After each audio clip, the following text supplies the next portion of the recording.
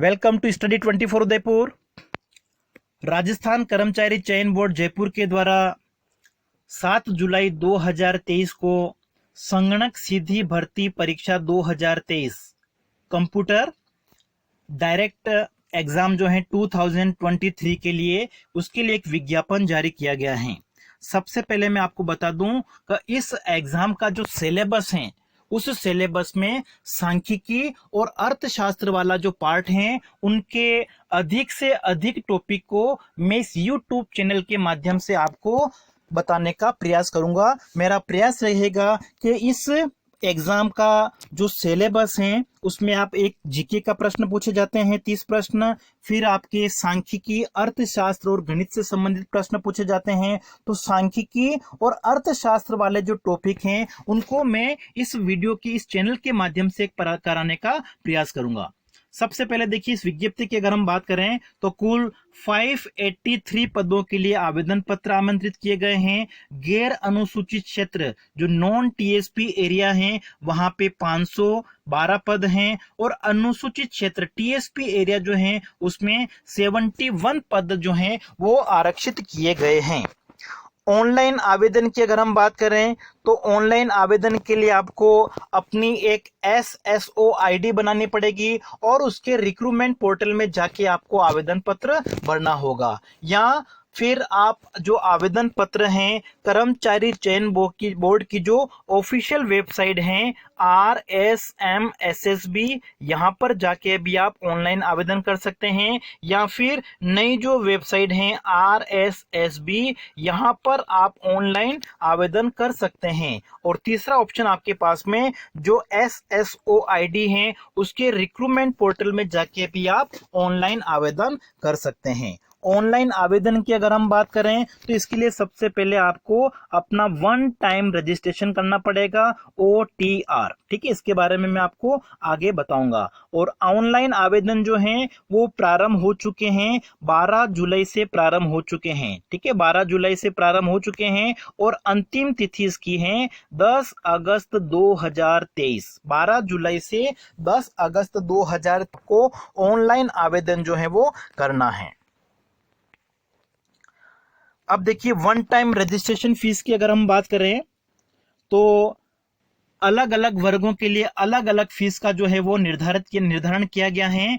SSO ID के माध्यम से आपको आवेदन पत्र भरने के लिए सबसे पहले वन टाइम रजिस्ट्रेशन कराना होगा। अगर आपने पहले से करा दिया, उसकी फीस चुका दी है तो वापस आपको कराने की आवश्यकता नहीं है। तो वन टाइम रजिस्ट्रेशन की फीस की अगर हम बात करें तो जो जनरल कैटेगरी में आते हैं और या फिर क्रीमिलेयर श्रेणी में आते हैं, अन्य पिछड़ा वर्ग के या अति पिछड़ा वर्ग के, तो इसी स्थिति में आपको 600 रुपए का आवेदन देना होगा। और राजस्थान के बाहर के अगर जो निवासी, जो राजस्थान के मूल निवासी नहीं है, वो किसी भी कैटेगरी में अगर आते हैं, चाहे वो SC ST में आते हैं, किसी भी कैटेगरी में अगर आते हैं तो भी उनको 600 रुपए का ही शुल्क भुगतान करना है। फिर जो राजस्थान के निवासी हैं जो क्रीमिलेयर श्रेणी के अतिरिक्त अन्य पिछड़ा वर्ग में आते हैं या फिर अति पिछड़ा वर्ग में आते हैं, EWS में आते हैं या फिर SC ST वर्ग से संबंधित हैं, तो उनको 400 रुपए वन टाइम रजिस्ट्रेशन की फीस का भुगतान करना होगा। और समस्त जो दिव्यांग जन है वो किसी भी श्रेणी में आए, चाहे वो जनरल श्रेणी में आते हैं, सामान्य श्रेणी में अगर आते हैं तो भी उनको 400 रुपए का ही भुगतान करना होगा, ठीक है। वन टाइम रजिस्ट्रेशन का भुगतान आपको किस तरीके से करना है उसके लिए भी मैं आपको एक अलग वीडियो के माध्यम से बता दूंगा। अब देखिए, यहाँ पे अगर हम कुल पदों की बात करें तो 583 पदों के लिए जो आवेदन पत्र हैं वो आमंत्रित किए गए हैं। उसमें वर्गवार आरक्षण अगर हम देखें, इन 512 में से सामान्य वर्ग के लिए 129 पद जो हैं वो आरक्षित हैं। और सामान्य में देखिए अलग अलग जो आरक्षण है वो आपका इस प्रकार से हैं।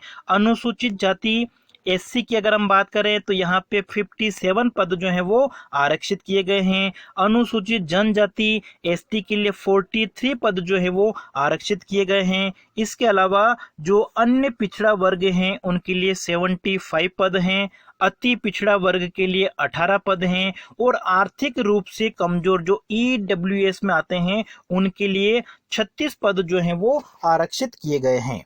इसके अलावा जो 12 जिले की सहरिया जनजाति हैं उनमें ही 3 पदों का आरक्षण दिया गया है।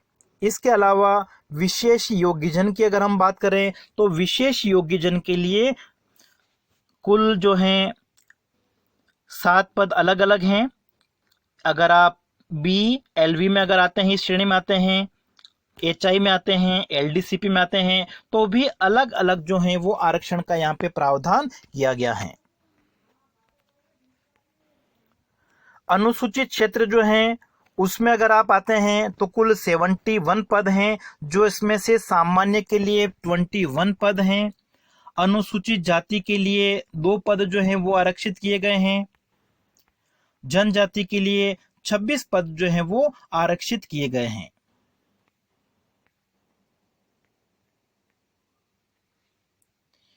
ठीक है, और जो TSP एरिया हैं उसमें विशेष योग्यजन के लिए अलग अलग श्रेणियों में देखिए इतने इतने पद जो हैं वो आरक्षित किए गए हैं। अब देखिए वेतन की अगर हम बात करें तो संगणक के जो पद हैं उसमें 7वें वेतन आयोग के अनुसार जो पे मैट्रिक्स लेवल 6 हैं उसके अनुसार वेतन दिया जाएगा। फिर मुख्य बात अगर हम करें तो इन पदों के लिए जो योग्यता है, पात्रता है, शैक्षणिक योग्यता क्या होनी चाहिए उसकी अगर हम बात करें तो ग्रेजुएशन में जो आपने स्नातक की उपाधि प्राप्त की है उसमें आपके पास में अर्थशास्त्र, सांख्यिकी या गणित में से कोई एक विषय होना अनिवार्य है। ठीक है, आपने जो ग्रेजुएशन कर रखी है, चाहे आप आर्ट्स के विद्यार्थी हैं, कॉमर्स के विद्यार्थी हैं या फिर साइंस के विद्यार्थी हैं, अगर आपका एक पेपर गणित, सांख्यिकी या अर्थशास्त्र में रहा है तो आप इन पदों के लिए आवेदन कर सकते हैं। आप इन पदों के लिए योग्य हैं, एलिजिबल हैं।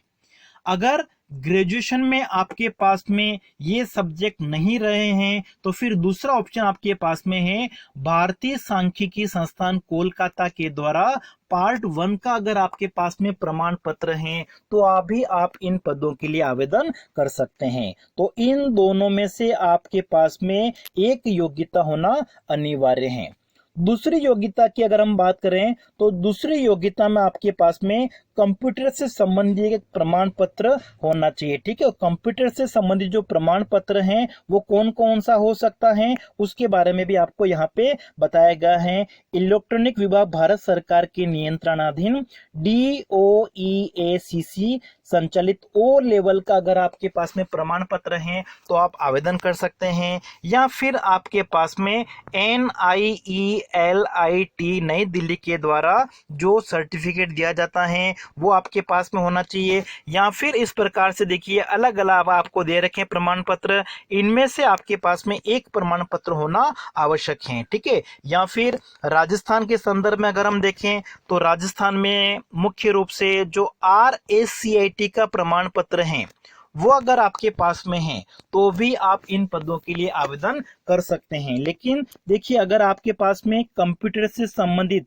इनमें से एक भी प्रमाण पत्र अगर नहीं है तो आप अभी RACIT का रजिस्ट्रेशन करा सकते हैं। ठीक है, वर्धमान महावीर खुला विश्वविद्यालय के द्वारा जो RACIT का एग्जाम लिया जाता है वो सर्टिफिकेट अगर आपके पास में है तो आप अप्लाई कर सकते हैं। लेकिन अगर आपके पास में कंप्यूटर से संबंधित इनमें से एक भी सर्टिफिकेट नहीं है तो आप अभी RACIT में एडमिशन ले सकते हैं, उसका रजिस्ट्रेशन करा सकते हैं, और उसका रजिस्ट्रेशन कराने के बाद में आप इन पदों के लिए भी एलिजिबल हो जाएंगे। आप इन पदों के लिए आवेदन जो है वो कर सकते हैं। ठीक है, इसका जो एग्जाम है वो 3 से 6 महीने की अवधि में आपका हो जाएगा, और फिर उसके बाद महीने भर में भी रिजल्ट आ जाता है तो आपके पास में जो इसका सर्टिफिकेट है वो आपको जल्दी से मिल सकता है। तो आपको घबराने की आवश्यकता नहीं है। अगर आपके पास में RACIT का सर्टिफिकेट नहीं है तो भी आप इन पदों के लिए आवेदन कर सकते हैं, लेकिन उससे पहले आप इसमें एक बार रजिस्ट्रेशन जरूर करा लें।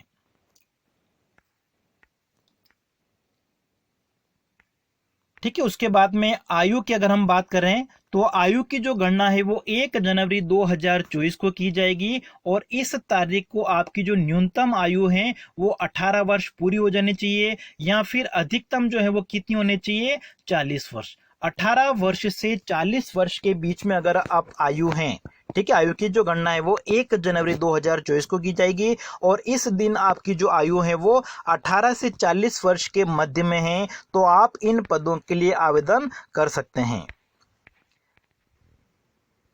फिर ओटीआर की अगर हम बात करें, पंजीयन शुल्क जमा कराने की अगर हम बात करें, तो इसकी अवधि जो है वो 12 जुलाई 2023 से जो प्रारंभ हो चुके हैं और अंतिम तिथि आपकी 10 अगस्त 2023 है। तो इन तारीख के मध्य में आपको अपना ओटीआर भी करा लेना है और वन टाइम रजिस्ट्रेशन करा लेना है, और जो आवेदन पत्र है, एप्लीकेशन फॉर्म है, वो भी आपको इस अवधि के मध्य में पूरा कर लेना है।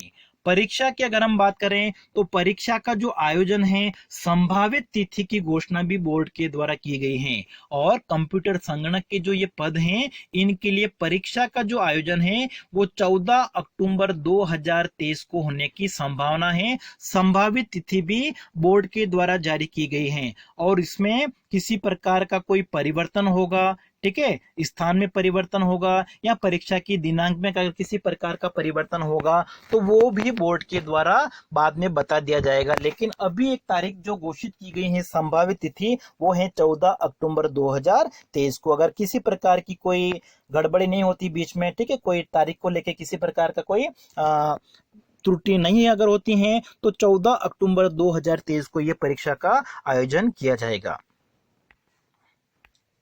फिर आवेदन कैसे करें, इसकी अगर हम बात करें, तो आवेदन पत्र करने के लिए आपको सबसे पहले ओटीआर आपको रजिस्ट्रेशन करना पड़ेगा, और उसके बाद में जो SSO आईडी आपकी है उसमें जाके आप रिक्रू पोर्टल जो होता है, रिक्रूटमेंट पोर्टल होता है, उसमें जाके आप ऑनलाइन आवेदन कर सकते हैं, या फिर जो बोर्ड की ऑफिशियल वेबसाइट है, ठीक है, उस ऑफिशियल वेबसाइट पे जाके भी आप आवेदन कर सकते हैं। ठीक है, ऑफिशियल वेबसाइट कौन कौन सी हैं?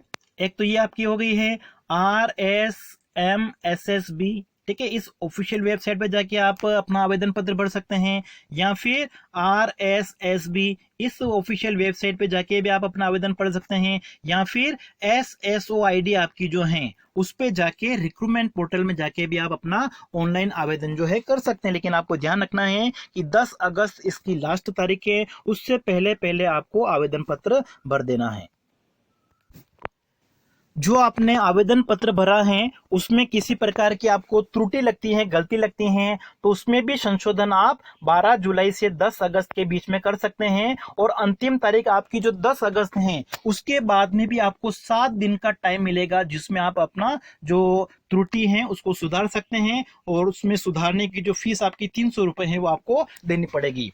ओटीआर में भी अगर आपका किसी प्रकार का संशोधन करना है, तो ओटीआर में देखिए आपका नाम और जो डेट ऑफ बर्थ है उसमें किसी प्रकार का कोई संशोधन नहीं होगा, लेकिन आपने जो कैटेगरी सेलेक्ट की है वो आपने गलत सेलेक्ट कर ली है। जैसे अनरिजर्व कैटेगरी की जगह आपने रिजर्व कैटेगरी का चुनाव कर लिया है, या रिजर्व कैटेगरी की जगह आपने अनरिजर्व कैटेगरी को सिलेक्ट कर लिया, गलती हो गई है, तो ये आप बिना किसी भुगतान के इसमें करेक्शन कर सकते हैं। ठीक है, तो जो ओटीआर है उसमें भी आपको करेक्शन कर सकते हैं। ये सरकार ने एक नया ऑर्डर दिया है अभी, तो उसमें आप बिना किसी शुल्क का भुगतान करके उसमें चेंजेस कर सकते हैं। ठीक है, लेकिन एप्लीकेशन फॉर्म आपने सबमिट करा दिया फाइनल, और उसके बाद में आपको किसी प्रकार की त्रुटि लगती है तो फिर उसमें संशोधन करने के लिए आपको जो टाइम दिया गया है वो इस आवेदन पत्र भरने की अवधि के बीच में, या फिर अंतिम तिथि 10 अगस्त के बाद में भी आपको 7 दिन का टाइम मिलेगा, जिसमें आप 300 रुपए का शुल्क भुगतान करके इसमें करेक्शन कर सकते हैं।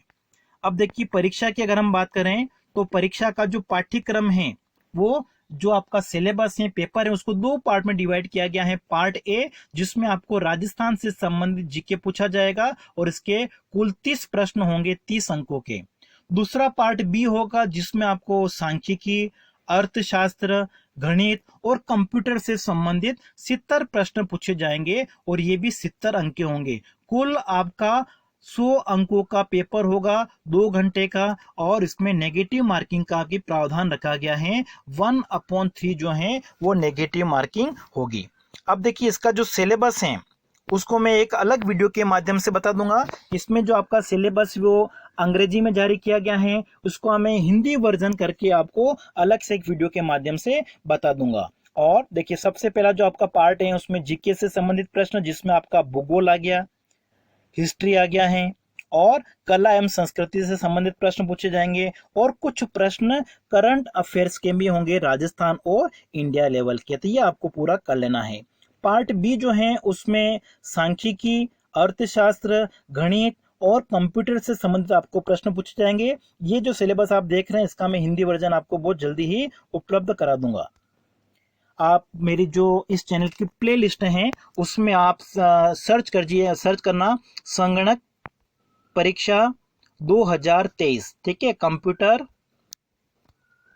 एग्जाम 2023। तो उस प्ले लिस्ट में आपको इसके बारे में जो वीडियो मैं बनाऊंगा वो भी आपको उसमें मिल जाएंगे। पहले से जो वीडियो बने हुए हैं वो भी मैं आपको इस प्ले लिस्ट में उपलब्ध करा दूंगा।